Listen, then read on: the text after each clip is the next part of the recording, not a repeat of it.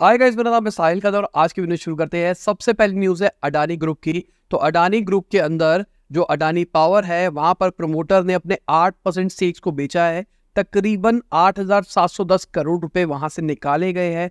अगर देखा जाए GQG जो पार्टनर है उन्होंने 4% के आसपास इक्विटी खरीदी है। जब ये खबर निकल के आई है उसी के आसपास ये चीज देखी गई है। अब देखा जाए तो अडानी ग्रुप इस टाइम पे थोड़ा बुरे हाल के अंदर है, तभी वो अपने शेयर्स को बेच रहा है। वो पैसा अपने बाकी शेयर्स को रिलीज करने के लिए यूज करने वाले हैं। तो पहले अच्छा खासा आईपीओ निकल रहा था इनके पास पैसे आ जाते, पर जो हिंडनबर्ग रिपोर्ट निकल के आई वो एकदम ऐसे टाइम पे निकल के आई जहां पर ये फंस के रह गए। तो इन्होंने अपनी इज्जत बचाने के लिए अपने आईपीओ को रोक दिया। ऑल दो सब्सक्राइब हो चुका था बुरा फिर रोक दिया। उसके बाद में बहुत सारी एलिगेशंस आई, बहुत कुछ हुआ। अभी इनके ऑडिटर छोड़ के चले गए हैं। तो कहीं ना कहीं मार्केट में सेंटीमेंट सही नहीं है लोन लेने के, तो ये अपने पैसे ही खुद को रिकवर करने के लिए यूज कर रहे हैं। अगली खबर वॉरेन बफेट की है। तो जो उनकी कंपनी है उन्होंने $8 बिलियन के अपने शेयर्स बेचे हैं अप्रैल से जून क्वार्टर के अंदर। ओवरऑल देखा जाए तो $13 बिलियन के बेचे गए थे, पर $5 बिलियन के खरीद भी लिए। तो बेसिकली $8 बिलियन का डिफरेंस दिखाई दे रहा है। इससे पता लग रहा है कि भाई यूएस मार्केट उनके हिसाब से अभी सही परफॉर्म नहीं कर रही है। वॉरेन बफेट को इन्वेस्टिंग दुनिया का ऐसा माना जाता है कि भाई जो वो करते हैं दुनिया सबके सब उसको फॉलो करते हुए दिखाई देती है। तो लेट्स सी क्या होता है क्या नहीं होता है। क्या आपको लगता है कि अगर हमारी फेसबुक ऐड में CPC कम हो गया इसका मतलब ऐड बहुत अच्छी चल रही है? रॉन्ग, आप गलत KPI को मेजर कर रहे हैं। अब इसको सही कैसे करें, ज्यादा जानने के लिए नीचे लिंक पे क्लिक करें। अगर हम ग्लोबल स्मार्टफोन शिपमेंट्स की बात करके चले, वो भी 10 ईयर लो के ऊपर हिट होती हुई दिखाई दी है। 6% के आसपास मार्केट घटती हुई दिखाई दी है। 10 साल का रिकॉर्ड टूटता हुआ दिखाई दिया है। अब इसके ऊपर जो एनालिस्ट है उनका कहना है कि जो डिमांड कम हुई है, जो इस टाइम पे इकोनॉमिक कंडीशन सही नहीं है, वो एक बहुत बड़ा रीजन है, हो सकता है। पर मुझे लगता है एक बहुत बड़ा रीजन ये भी है कि आज के टाइम पे जो फोन्स है वो अच्छे पावरफुल आ रहे हैं, तो आपको इतनी जल्दी स्विच करने की जरूरत नहीं है। पहले आपको शायद जरूरत नहीं होती थी, पैसा होता था तो आप बदल लेते थे, पर आज आपको रियलाइज हो रहा है आपका फोन अच्छा चल रहा है, जरूरत क्या है। और एंटी ट्रस्ट बहुत सारी गवर्नमेंट रेगुलेशन आ गए हैं, तो आजकल कंपनी सॉफ्टवेयर अपडेट करके उल्टी सी चीजें करके स्लो भी नहीं कर सकती आपके फोन को। यहाँ पे अगर देखा जाए तो एप्पल सबसे स्ट्रॉन्ग लेवल के ऊपर दिखाई दे रहा है। बाकी जितने भी सेगमेंट्स है वो करते हुए दिखाई दे रहे हैं। एप्पल स्ट्रॉन्ग है क्योंकि एप्पल की जो ऑडियंस है वो अलग तरीके से उनको पोजीशन करता है। अगली खबर टेस्ला की है। तो टेस्ला अपने प्राइस कट को कर रहा है, सेकेंड टाइम ऐसा करता हुआ दिखाई दे रहा है 3 दिन के अंदर अंदर, ठीक है। और कहा जा रहा है चाइना के अंदर अब गाड़ियों की, ईवी गाड़ियों की प्राइस वॉर शुरू होने वाली है और रेट बहुत ज्यादा घटेंगे।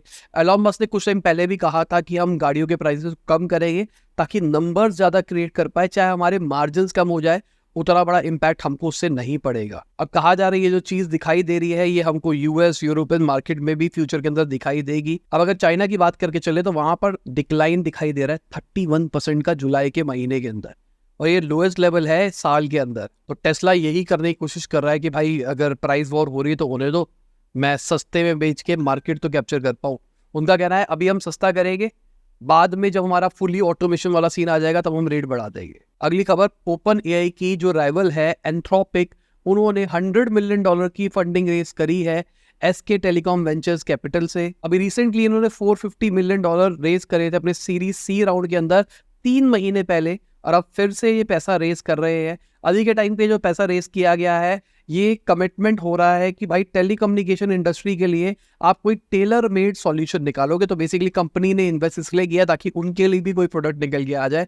बाकी एंट्रोपिक अच्छा काम कर रहा है, ChatGPT का अच्छा खासा राइवल है अगर देखा जाए तो, और उसमें कुछ कुछ चीजें ऐसे फीचर्स हैं जो कि ChatGPT से थोड़े से अलग है। अब जिस तरीके से AI बढ़ता हुआ दिखाई दे रहा है तो मिसयूज के कंसर्न्स भी बढ़ते हुए दिखाई दे रहे हैं, किस लेवल पे मिसयूज होगा। एंथ्रोपिक का जो प्रोडक्ट है क्लॉड करके, वो अभी रिसेंटली सेकंड वर्जन पे अपग्रेड हुआ था और अब सबके सब कह रहे हैं कि भाई ये और बढ़िया ऑपरेट करेगा।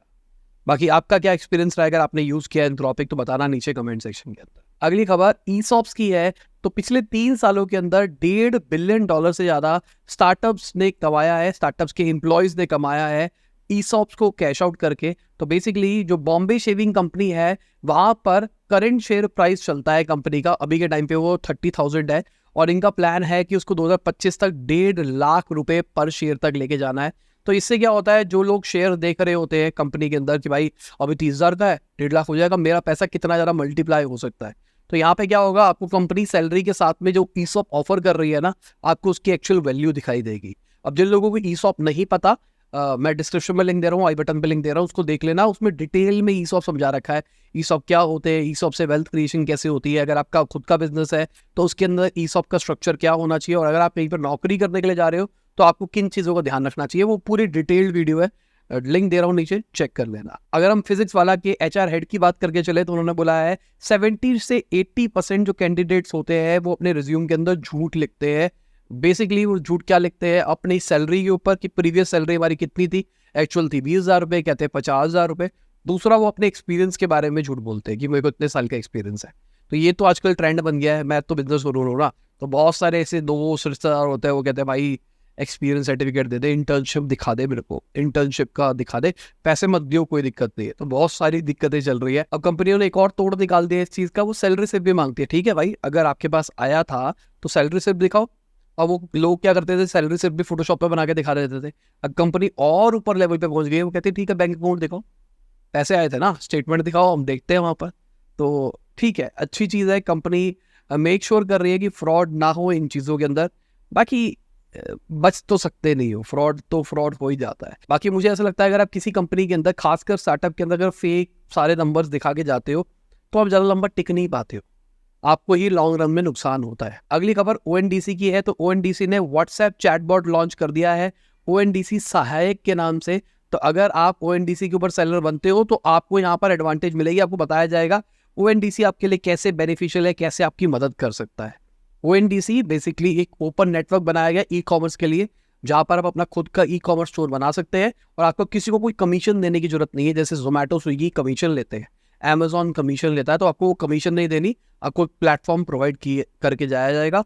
अब पेटीएम के अंदर भी ओएनडीसी का ऑप्शन है, तो ऐसा कुछ नहीं है कि आपको विजिबिलिटी नहीं मिलेगी, तो अच्छी चीज़ है। अगली खबर जो टैक्स डिपार्टमेंट है, उन्होंने इनकम टैक्स के ऊपर एक नई चीज़ लेके आया है। अगर आप 5 लाख से ऊपर का प्रीमियम देते हो, एनुअल बात कर रहे हैं, अपनी लाइफ इंश्योरेंस पॉलिसी के लिए, तो आपको नए तरीके से कैलकुलेशन करनी पड़ेगी। अगर 5 लाख से नीचे का प्रीमियम है तो कोई टेंशन नहीं है, ये उन पॉलिसीज के लिए रहेगा जो कि 1 अप्रैल के बाद में होने वाली है, उससे पहले जिसका हो गया कोई टेंशन नहीं है। अब देखो 2-3 चीज़ें बता रहा था उसके अंदर। आज के टाइम पे बहुत सारे लोग ना इसको, लाइफ इंश्योरेंस को भी एज अ इन्वेस्टमेंट लेने लग गए थे कि भाई टर्म प्लान ले लो, दवा के पैसा दो, करोड़ अरबों रुपए आएगा, कोई टेंशन ही नहीं है। कि मतलब छोटी सी किस्त है, जब कल को किसी को कुछ हो जाए, मतलब देखो सिंपल सी बात क्या है, लाइफ इंश्योरेंस टर्म प्लान एक बहुत मैंडेटरी चीज़ है, सबके लिए होना चाहिए। और आपकी जो कमाई है उसका 20x के आसपास होना चाहिए, ताकि आपके बाद आपकी घर वालों को कोई दिक्कत ना है। ठीक है, पर इसका मिसयूज भी बहुत सारे लोग कर रहे हैं। टर्म प्लान सिर्फ इसलिए ले रहे हैं, मतलब अपने फैमिली मेंबर के नाम पे, जिनकी जरूरत नहीं है उन सबके नाम पे ले रखा है टर्म प्लान, ताकि रिटर्न मिलेगा हाई फ्यूचर के अंदर। अगली खबर शिप रॉकेट की है। तो उन्होंने स्काई एयर के साथ में टाइप किया है ड्रोन डिलीवरी सर्विस के लिए। बेसिकली जितने भी मर्चेंट्स हैं वो इस सर्विस को अवेल कर पाएंगे, ड्रोन से अब डिलीवरी होगी। अभी के टाइम पे कहा जा रहा है गुड़गांव के अंदर 5 ड्रोन्स डिप्लॉय करे जाएंगे इस काम के लिए। इसकी वजह से डिलीवरी होगी बहुत ज्यादा फास्ट हो जाएगी, सेफर हो जाएगी। कहा जा रहा है same day delivery, next day delivery भी हो पाएगी, तो ये अच्छी चीज है।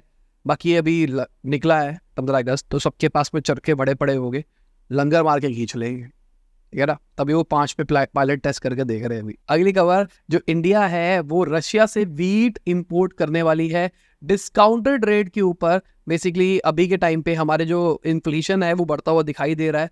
15 महीने हाई के ऊपर वीट के प्राइसेस पहुंच गए जुलाई के महीने के अंदर, तो हम डिस्काउंटेड रेट पे रशिया से लेंगे और इससे हमको बेनिफिट होगा। इससे पहले हमने ऑयल भी डिस्काउंटेड रेट पे लिया था रशिया से। अब देखने वाली बात है क्या ये प्राइवेट ट्रेड होने वाला है या फिर गवर्नमेंट टू गवर्नमेंट डील होने वाली है, ये हमको टाइम बताएगा। इससे पहले लास्ट हमने 5.3 मिलियन मेट्रिक टन खरीदा था 2017 के अंदर इंडिया की हिस्ट्री के अंदर। अब अगर नेपाल की बात करके चले तो इंडिया से राइस शुगर मांग रही है क्योंकि वहां पे फूड का इशू हो सकता है।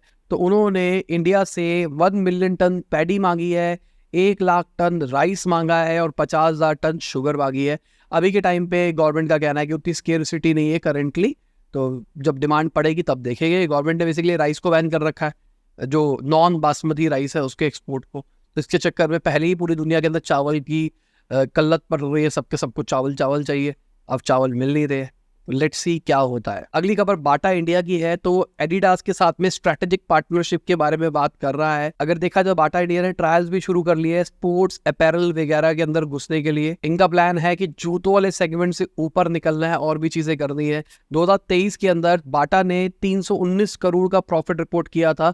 प्रीवियस ईयर से कंपेयर किया जाए तो उन्होंने 100 करोड़ का उस टाइम पे प्रॉफिट किया था। तो ये नंबर हमको बढ़ते हुए दिखाई दे रहे हैं। आने वाले टाइम में बाटा के दो फोकस रहेंगे, कैजुअलाइजेशन और प्रीमियमाइजेशन। अभी कैजुअल वियर के अंदर लोग यूज करें और प्रीमियम के लिए भी प्रीमियम प्रोडक्ट्स भी निकाले।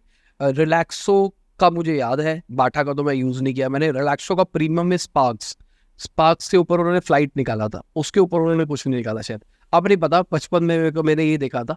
आप मुझे कमेंट के अंदर बताओ अगर आपने देखा है तो, अगर आप यूज करते हो करेंटली तो। अभी के टाइम पे बाटा की बात करके चले तो 9800 एम्प्लॉइज उनके पास में, जिसमें से 15% फीमेल स्टाफ है।